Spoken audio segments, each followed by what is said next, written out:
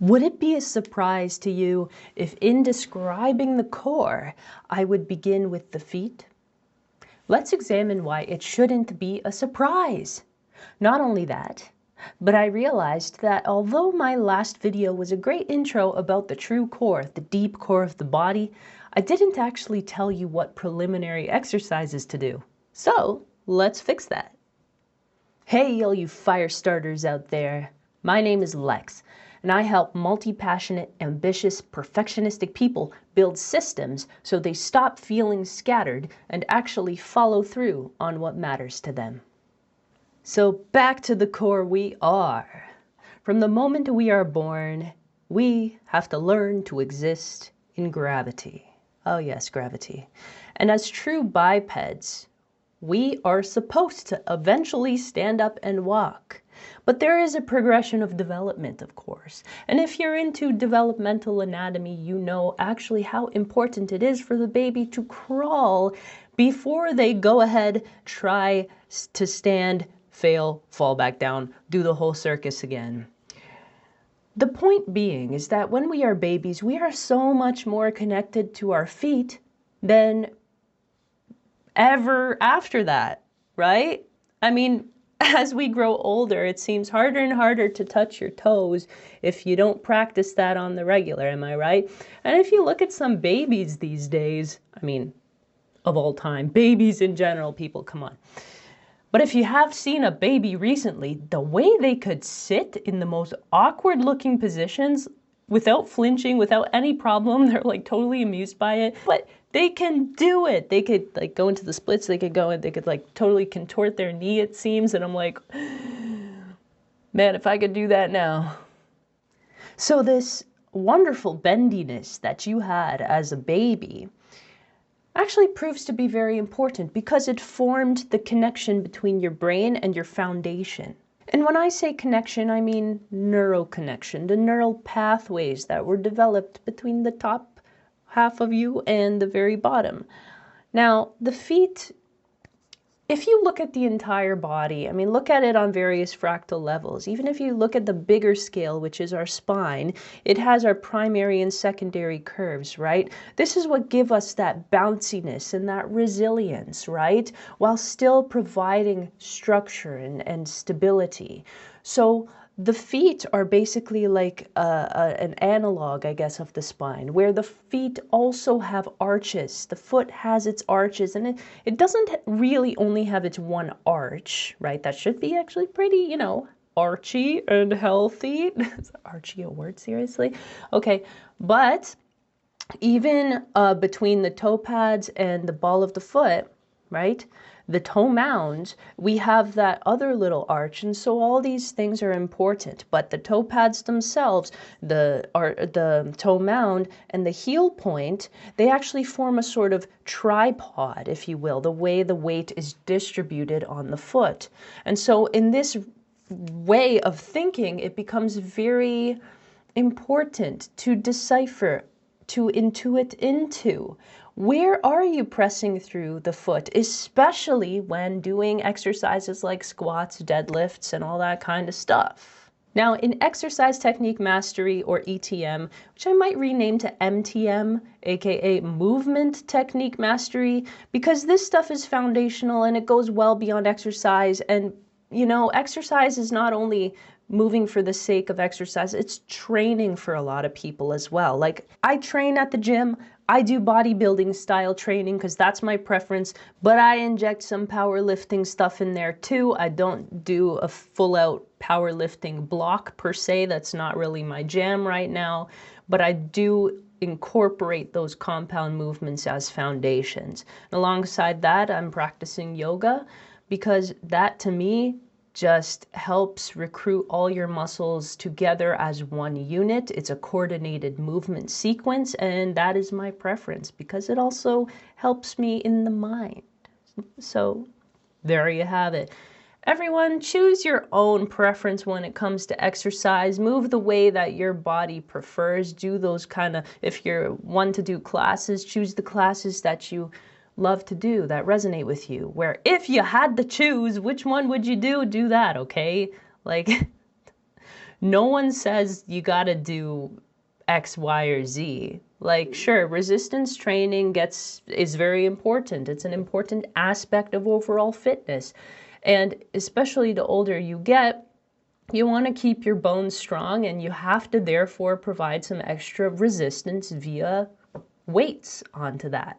You got to load your body in some way, right? But overall, you do your cardio too. You got to get your walking. If you're a runner and you like running or jogging, fine, do that. Not everybody likes that, but guess what? Walking is perfectly enough for baseline health. Get up to a brisk walk, there you go. You get plenty of cardio from that. I'm personally a sprinter. Now,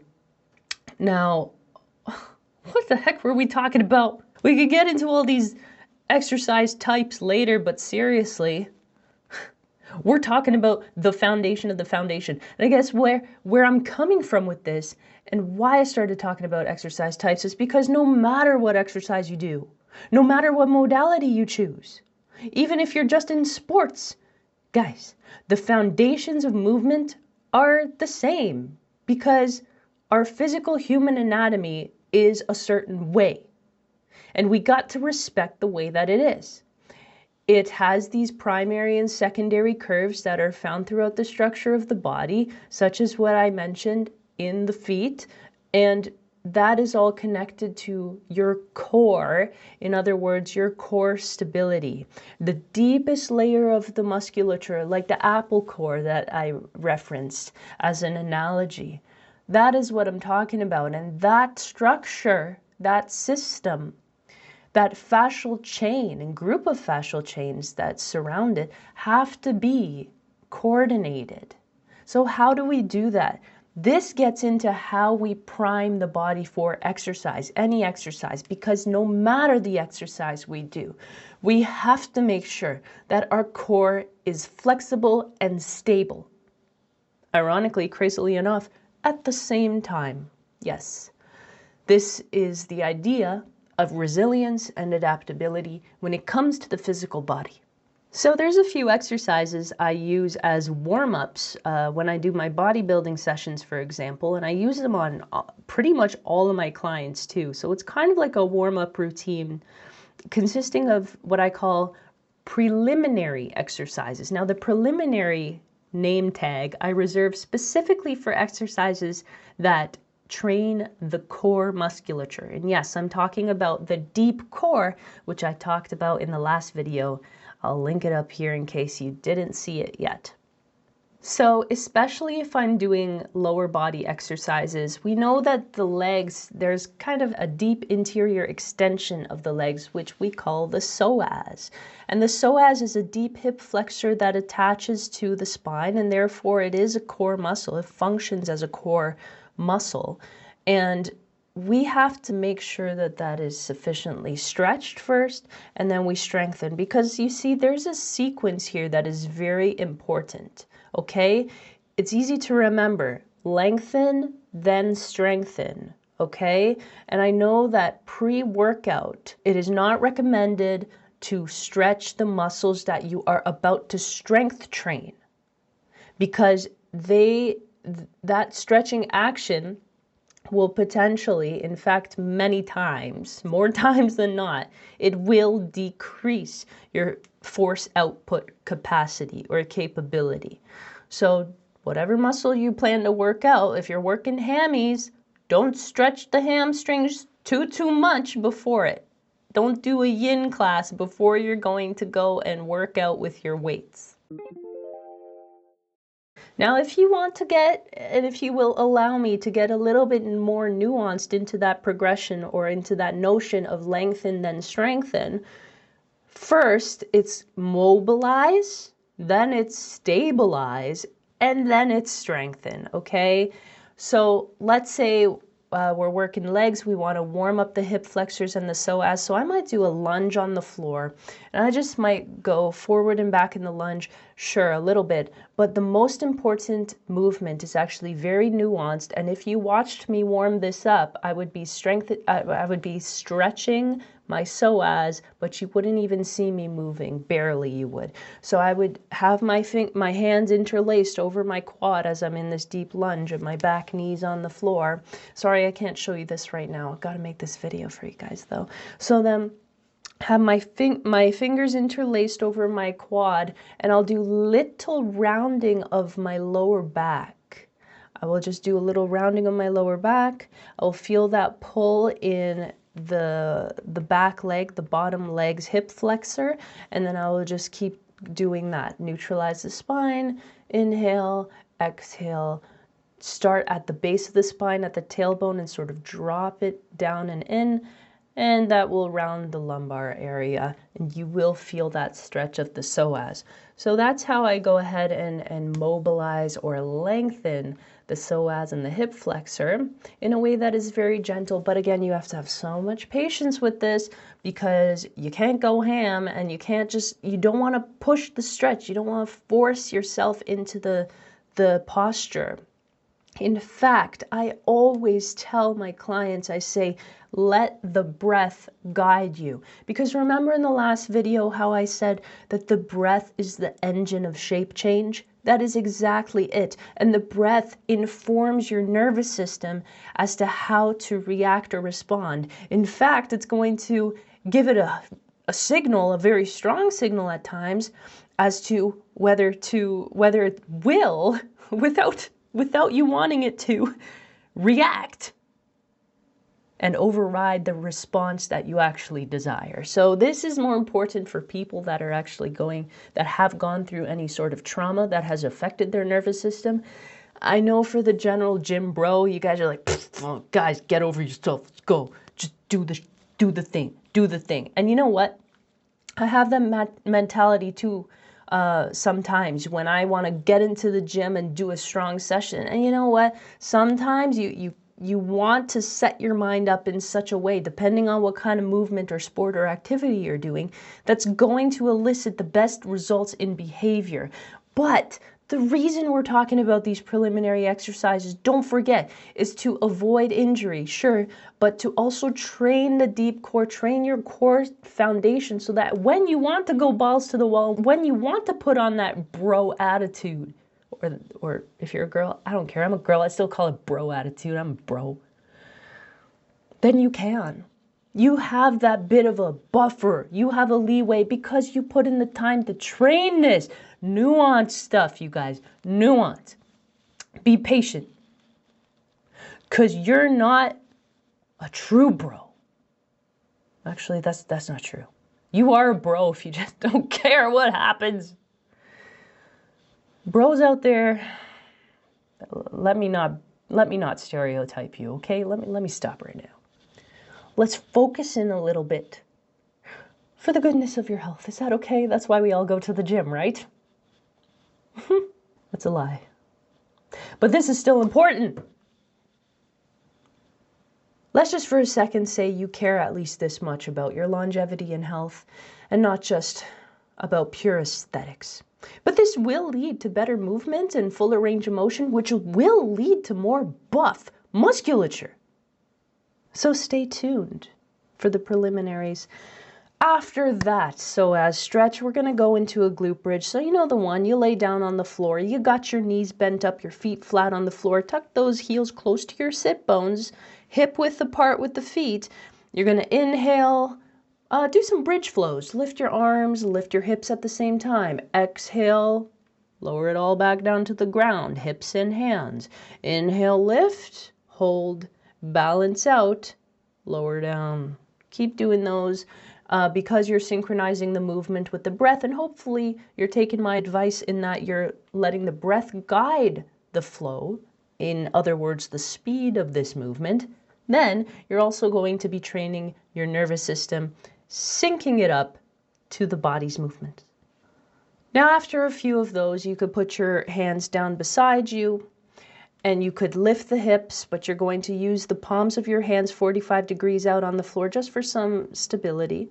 But then I suggest you actually bring your hands to your hips, because as you're holding up that bridge, right, your thoracic spine is pressing into the ground, into a mat, and you got your hands on your hips just for some feedback, because here's what we're going to do now. This one's called abdominal marching, and we're training the psoas and we're training the stabilizers, which include the glutes. And what we're going to do is we're going to weight shift from one foot to the other foot, but I should not see any tipping of the hips. Zero, okay?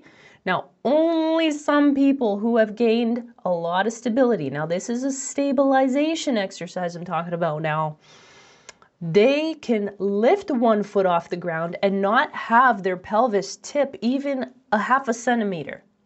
Okay, because they know how to recruit their different muscles cross-laterally to stabilize their movements. But if you have not built up that core stability yet, or that deep core strength, then it's totally okay to not lift up the feet at all. Simply just weight shift. Put more force through one foot, then more force through the other foot. And again, sync this up with the breath. So inhale when you have neutral pressure between both feet, and then exhale as you gradually exert more force through one foot without the hips tipping. And then inhale again, neutralize, gradually press down through, maybe preferentially through the heel, through the other foot. All right. Next one is one on the front. So if we're doing upper body or if we're doing abs, this is an amazing thing. This one is called pulling out of the mud. And it gets the deepest layer of the abdominals first, and it also helps bring some structure and symmetry to the upper body and in through the lats. And so the way you do this is you lay down on the floor, and you're going to be like a sphinx. So you're going to put your forearms like this. It's going to be your upper arm perpendicular to your forearms, and you're going to have your forearms equidistant apart, fingertips facing front, and you're going to inhale, look ahead like a sphinx, lengthen the neck, drop the shoulders, be comfortable, and then exhale, traction the forearms against the mat, and sort of thinking about rounding your back almost, or like you want to pull yourself into the plank. So this is why it's called pulling out of the mud, because it's like as if your legs got to be really relaxed, like you can't even feel your legs and you're dragging yourself out of mud. And this is going to fire up the core. Now, most people feel a shake on this one because, you know, when you're doing ab exercises and you're actually training the most external layer, the six pack, and they start to fatigue, what happens? They shake, you shake, you shake. And the reason you may shake if you're doing this pulling out of the mud exercise correctly is because you are not accustomed to training those deep core muscles. I actually really love this exercise. It's really a good strengthener. This is a strengthener. From there, continue that mobilization of the spine. Again, mobilize. You know what? I would even probably put the cat-cow, which I'm going to talk about right now, before you do the pulling out of the mud. Because remember the order. Mobilize, then stabilize, then strengthen, right? So we mobilize by doing the cat-cow because we are going to be rounding the spine and training some more movement into the lumbar vertebrae as well, especially when we are doing that pulling out of the mud exercise. So why not mobilize the spine first? Does it make sense now why I'm putting it in this order? Do you see? Mobilize that spine. Then you can always test your spinal mobility by how well you can roll on your back. I mean, guys, when's the last time that you've laid on your back, curled up into a ball, and tried to rock up and down on your spine? And how smooth is that roll? How smooth? A lot of people have a flat spot around their lumbar, okay, their lower back. We want to gradually build some more mobility or allow some more mobility in that structure, right? Because all of this, everything, don't forget, it travels up the chain. So what if you have flat feet? Going back to the arches, going back to the foundation at the bottom of the chain. If you have flat feet, you have collapsed arches. The arches are an analog to your diaphragm. It's the same sort of shape. We got a lot of these diaphragm structures in our body, and they work in synergy with each other. That is why they are so important. So if somebody has flat feet, what does that say about their diaphragm?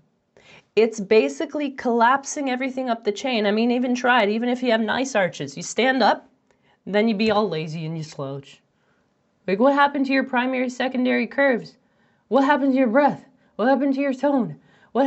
Like, this then affects your mind, right? So you see, when people say it's all kind of all one, everything is one, yeah, kumbaya, but this is what's up, okay? This is why it's important, and this is why I'm bringing some light to it on this channel. This is why I'm talking about it. Let me know in the comments if you can resonate with any of this. Have you ever felt collapse? Instant collapse.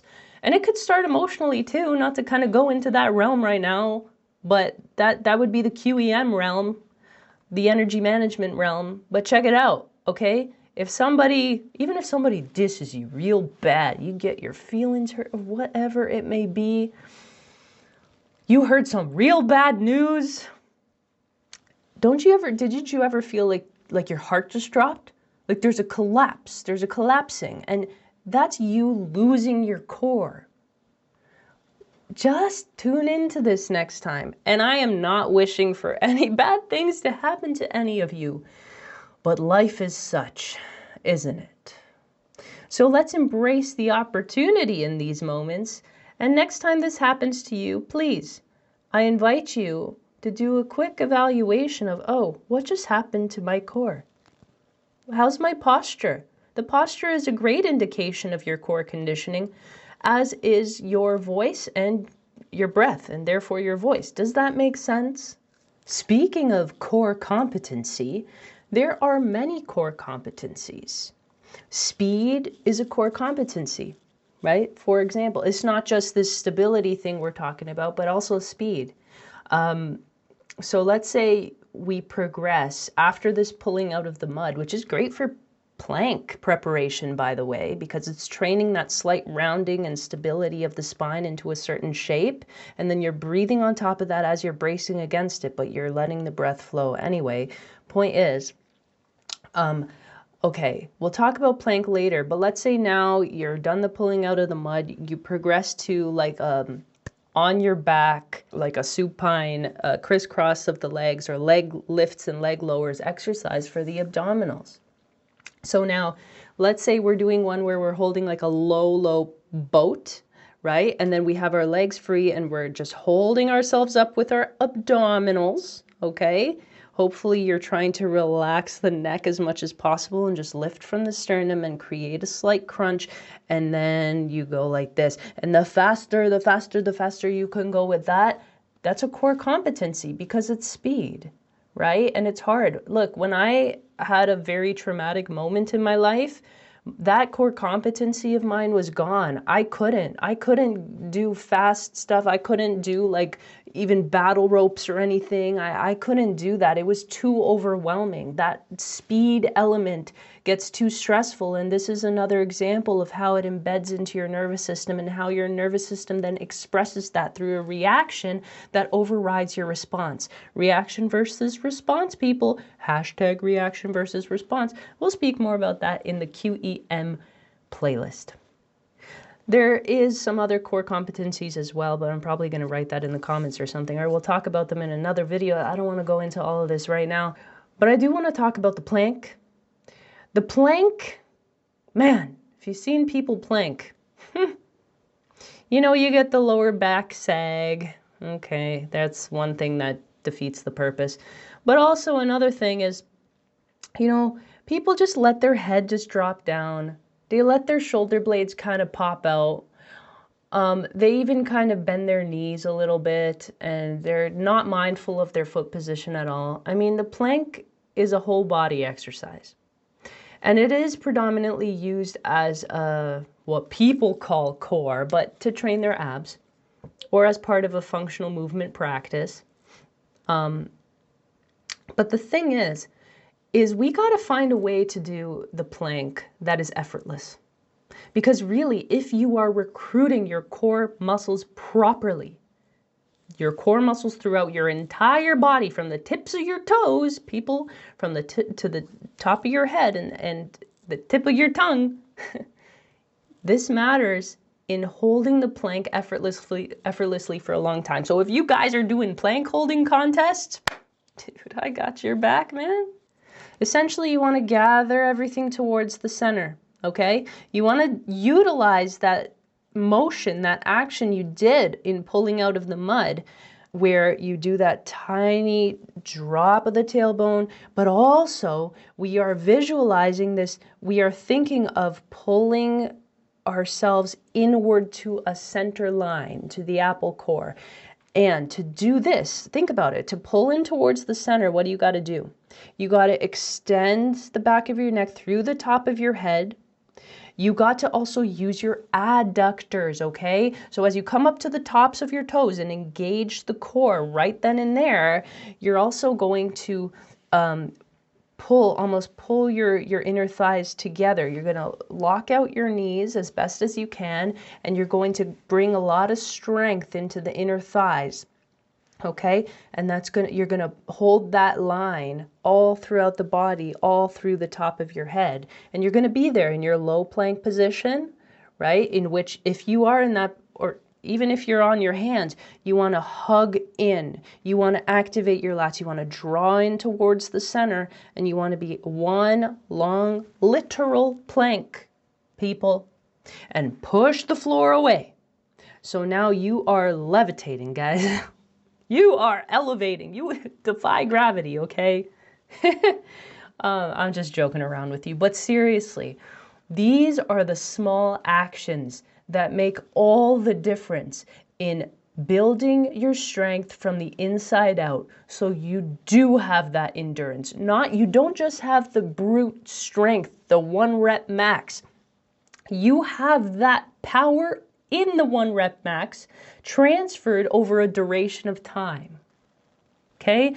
Now that might be kind of an over exaggeration, because 1 rep maxes, let's say in a deadlift, are true feats of strength, okay? And they're not meant to be elongated. But for strength to be super practical and for you to feel strong in your body, like, not even to mention for longevity, but just for right here, right now, in this era of your existence, you want to build strength not only from the inside out, but throughout your entire range of motion, correct?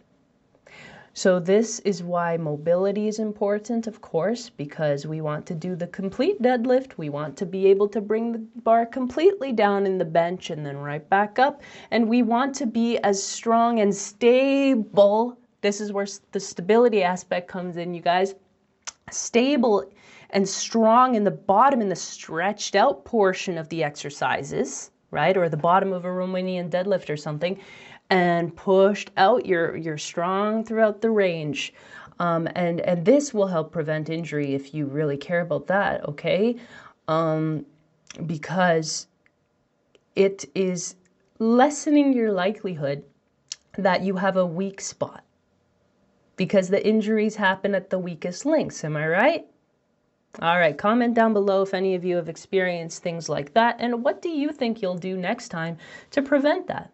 Also, let me know in the comments if you like this video, if you like this concept, if you ever thought of warming up this way before, and if anyone has ever even kind of introduced you to this before. So yeah, your one takeaway for today is definitely going to be lengthen, then strengthen.